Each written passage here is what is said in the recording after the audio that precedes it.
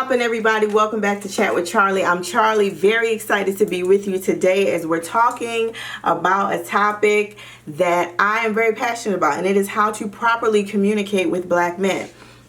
If you do not know, I was raised by a single black man. I have been married to a black man for 10 years, and I have also worked for high-powered black men in the corporate world. So I know what it's like to communicate with black men. I have made mistakes in my communication with black men, but I have also learned a lot of lessons on how to properly get whatever you need to communicate out the right way and in a way that they're going to hear you and understand what you're saying and be more open to receiving the message that you have for them. So this can be whether you're just trying to have a serious conversation in your relationship. This can be if you feel like you guys are not on the same page and you don't really know what to do, or if you're really offended by something and you need to have a serious conversation with the black man in your life. What I'm going to share with you will be able to apply to all of those things, okay? So, and it can also be applied for like work world situations and whatever else. So let's just get started. The first point that I need to make is that you need to stay calm. Men in general, but especially black men, with all the things that they have to deal with, do not like drama-filled situations. In fact, a lot of us don't. I remember talking to a marriage counselor one time, and he said there was a study done on husbands, and they had neurotransmitters hooked up to them, and when it was time for them to have conversations with their wives, the parts of their brain that were firing off were the parts that we experience when we have physical pain. So it was showing that basically for men, a lot of times conversations that to their wives just seem normal, regular, we're just talking about how we feel. For them, they can be experiencing physical pain. They don't like drama. They don't like being confronted about things. And so if you're trying to get your message across to the black man in your life, you want to create a situation where he's actually going to be able to even hear you. And the best way you can do that is by eliminating drama. Be calm. Be careful how loud you're talking and maintain your composure. And in fact, what you're going to be doing is positioning yourself with respect. The minute that you start raising your voice, you lose your power, you lose your respect, and you start to put yourself in a category of person that people generally don't want to be around because they don't like drama, okay? So please just maintain your composure, be calm, and make sure that your voice is at a conversational tone. That's going to help you out a lot. Number two, very similar to number one, you want to be respectful, okay? Treat him the way you want to be treated. So that means do not be yelling, do not be cursing, and make sure that you are not having threatening gestures. That means arms flailing, you're in his face, going back and forth, all of these things. Because I'm going to tell you, if you're dealing with a respectable black man who has a high standard for how he treats women, what you're doing is you're creating an environment where he doesn't really have many options, right? If a man was coming at him that way, he would know how to respond. And that's probably going to be with a physical altercation. If a man is in his face yelling, screaming, cursing, right? A man is going to know how to handle a man. But you are a woman. And so what is he left to do? Most likely leave the situation, right? So that he doesn't do anything that's going to compromise his integrity and is going to hurt you. So please don't put him in an uncomfortable situation by doing these things. You want to maintain respect. Again, you want to maintain your composure, and you don't want to do things that are going to make him feel uncomfortable.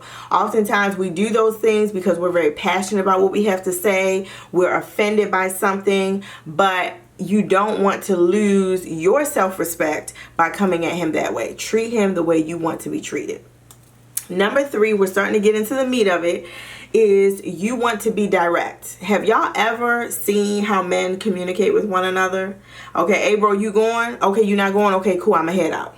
Okay, with men, it's direct communication. It's either yes or no. It's either I like it or I don't. It's either I'm going or I'm not. And so when you're trying to get your message across, it's best for you to be as direct as possible. So how do you be direct without being disrespectful? I have 3 sub points for you on how you do that, okay? So number 1, you want to talk about what happened. Number 2, you want to talk about how you feel about what happened. And then 3, You want to talk about what you want him to do in the future. This is going to help your man stay focused on what you're talking about. If you talk too much, if you get caught up in how you were feeling and you're talking for 15, 20 minutes on that, believe it or not, the man that you're talking to may get really confused and lost in the conversation. It is best for you to stay direct and on course. So I'm going to give just a hypothetical fake example. Let's just say you're vibing, you're talking, you're laughing, and boop, he says a disrespectful comment about your mother, okay, a joke or something. You're offended. In that situation, this is how you be direct. You know what? I don't make jokes about my mom because I love my mom a lot. She's been through a lot, and it can really cause a lot of problems in our relationship. So I'm going to just ask that in the future, when we're joking, when we're vibing, that you leave my mom out of the situation. You see what I'm saying? That is a direct way. You're not cursing. Your voice isn't raised. You're not being threatening, but you're talking about what happened. You're also, I don't know if I even said in there, like, I think that's disrespectful, but you talk about how you feel, and then you talk about what you want them to do. So let's just say in the moment, you're so offended by what happened that you can't be respectful, you can't be calm. He done made this comment about your mom, you're upset, you're offended. The best thing for you to do is to take some time away and then come back to the situation. That will help you to take some time to calm down so that you don't pop off, so that you're not disrespectful. And it's also going to give you time to kind of sort through your thoughts so that when you do finally talk to him, you can be direct. So let's just say some time has passed. And so again, we're going to go back to that same situation. You say, hey, remember earlier when we were vibing, we were laughing, and you made a comment about my mom. I was really offended by that comment. You know, my mom has been through a lot. I have a lot of respect for her. She's the matriarch of our family. And so I'm going to just ask that moving forward, like when we're vibing and stuff, we can joke about each other, but let's not joke about my mom, because then that's going to cause problems between you and I. You see what I'm saying? That's a direct way to communicate. That's a way that you can communicate. He can actually do something with that. It's short, it's sweet, it's to the point. Other things, he can't really do anything with that. If you're gonna hold on to whatever happened, right, and then wait till later and be like, oh, okay, you got jokes just like earlier when you wanted to talk about my mom. You see, that's not a good way to communicate, right? A lot of us do that. I've done that before. I get it when you're upset, but it's not direct. It's an indirect way of saying, hey, I didn't like what you did. So let's try and stay away from those things. If we want to grow, if we want to talk about maturity, and we want to talk about really having respect for each other and building a solid foundation in our relationships, let's try and focus on more direct communication, addressing the problem head on, but in a respectful way. So I think I'm on number 4. Number 4, I wanted to share with you that you want to stay away from accusations. I know firsthand, again, I told you I've been married for 10 years, and I know firsthand what it is like when you feel offended by something and you feel convinced that you know why the man in your life has said or done this thing, and you want to come at them accusing them of trying to hurt you, or accusing them of, oh, you thought you were funny, accusing them of, you thought you were slick. You want to stay away from accusations, okay? You don't ultimately know why the person that you're talking to did or said what they did. So the best way to avoid that is by asking questions. Hey, when we were talking earlier, why did you say that thing about my mom? That opens up conversation, and it gives this person the chance to share their side of the story. You see? So please try and stay away from accusing and rather ask questions. And when you ask questions, ask direct questions. So, okay, so when you were saying that you were joking, you weren't trying to be hurtful.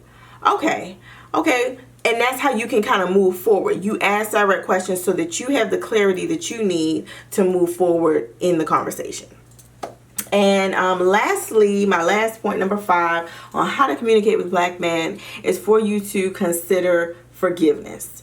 I'm just going to be real and say that it is very difficult to forgive, especially when you have been offended. However, if you're looking to build a solid relationship with a black man, if you're really looking for growth, if you're married to a black man, it's a necessary part of the process. Okay, because there are going to be times when you've messed up and you need forgiveness. So I would say strongly consider forgiving. This is why I always advocate for open and honest communication. Because if you have openly and honestly said, hey, I don't like the thing that you said, or I don't like the thing that you did, and that person understands and they're like, oh, you know what, I'm sorry, like I didn't even mean to say that, or I didn't mean for it to come off that way. You want to forgive at that point and move on. And that's the only way that you're really going to know if you can trust this person is by forgiving them, extending them a little bit of trust, and seeing what they do the next time. So definitely consider forgiveness. Get that thing off your chest. Try and move on as quickly as you can, because I know a lot of times just in life, black men often do feel like they are not given many second chances. They're not really given the benefit of the doubt like other people are. And so the best thing that you can do to bless your relationship, honestly, is to consider forgiveness. And I did want to say one last point.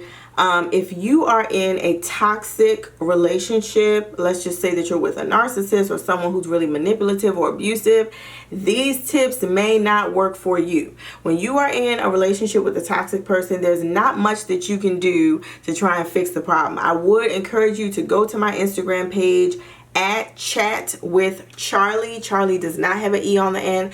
And look at an interview that I did with my girl Jen. She is a therapist in Philly where we talk about navigating narcissists. Those tips are going to be better applicable for you in your situation dealing with a toxic person.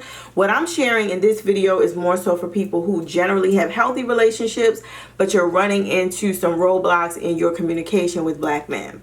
So anyway, y'all, that is it. I hope this is helpful. I know for a fact that if you start putting into practice these 5 things, again, stay calm, maintain your respect and your composure. Number 2, be respectful. Treat him the way you want to be treated, right? Do not be threatening in your behavior or in your demeanor. Number 3, be direct. Stay focused on what happened, how you feel, and what you want him to do about it. Number 4, stay away from accusations. Ask questions, get clarity, and move on from there. And number 5, consider forgiveness. If you do these things, it will definitely bless your relationship with the black man in your life. Black men are people. They have issues, problems, just like all of us do. But it is possible for us to have healthy relationships with the black men in our life. It's possible for us to grow in maturity. It's possible for us to have calm, collected conversations if we put these things into practice. Thank you so much for watching my video. I started the Chat with Charli platform to be a resource for people who are like me, black millennials. Both my husband and I, our parents were divorced. And so when we got married, we did not necessarily have all the tools that we needed for us to have successful conversations, good communication. And so there was a lot of learning that had to take place. And, you know, I started everything that I'm doing just so that I could reach out to other black millennials who are having personal growth issues or relational issues, and you're really trying to navigate your way. You want to be better. You want to grow. You want to be emotionally mature. You want to thrive, right? But you don't know how to. And so I hope that my videos have been helpful. Definitely check out the other content that I have. Please follow me on Instagram. My name is exactly the same as it is here on YouTube. It's at Chat with Charli, no E at the end on Charli. And consider visiting my website, www.chatwithcharli.com. These are all ways that you can learn a little bit more about me. And definitely stay tuned. Please subscribe here to my YouTube channel and hit the notification so that when I post videos, you will know when they come out, okay? So thank you again so much, and I will definitely see you soon in another video. Take care. Bye.